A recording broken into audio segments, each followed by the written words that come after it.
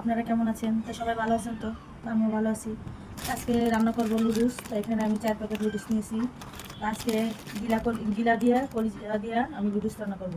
আর এখানে নুডলসটা সিদ্ধ করে নিয়ে রেখেছি। এখানে পেঁয়াজ কুচি, কাঁচামরিচ কুচি, ধনিয়া পাতা, এখানে মুরগির মাংস আর কলিজা কুচানো, আর এখানে এসে পেঁয়াজ পাতা।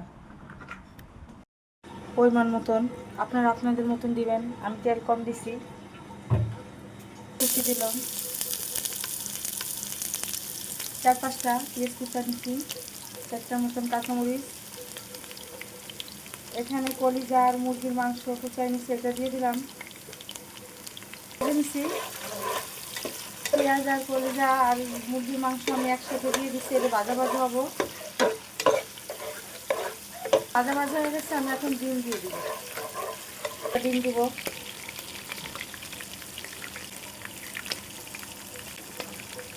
ডিম দিয়ে ভালো করে ভেঙে নেব। একসাথে সবজি ভাজি নেবো ভালো করে। আমি লবণ দিই না, আমি এখন লবণ দিয়ে দিব।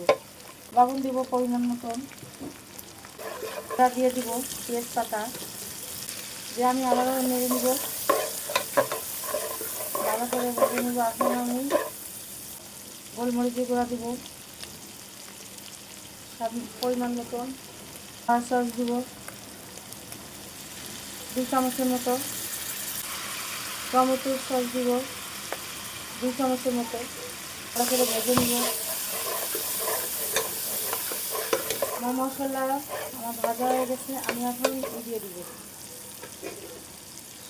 চাট মশলা দিয়ে দেবো 2 প্যাকেট, মশলা 2 প্যাকেট দিয়ে দেব। মশলাটা আবার ভেজে নেব। ভাজা হয়ে গেছে, সুন্দর ঘ্রাণ বেরোয়েছে। আমি এখন নুডলসটা দিয়ে দিব।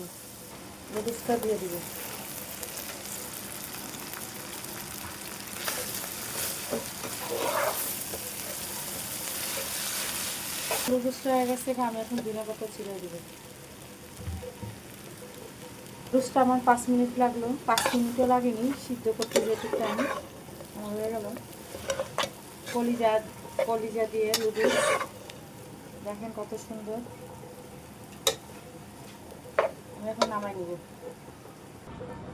দেখেন কলিজা নুডলস, আমি মুরগির মাংস, কলিজা, ডিম দিয়ে নুডলস রান্না করছি। দেখেন কত সুন্দর হয়েছে দেখতে, আর এত সুন্দর ঘ্রাণ। তো আমার ভিডিওটা যদি ভালো লাগে তো আমারে লাইক, শেয়ার, কমেন্টস করে না, সাবস্ক্রাইব করে দিন। আর আপনারা কি ভিডিও দেখতে চান আমারে কমেন্টসে জানাবেন। আপনারা কি ভিডিও দেখতে চান, আমি ওই ভিডিও আপনাদের করে দেখাবো। তো আপনারা সবাই ভালো থাকেন, সুস্থ থাকেন, দোয়া করি সবাই আপনারা ভালো থাকেন। তা আল্লাহ হাফেজ।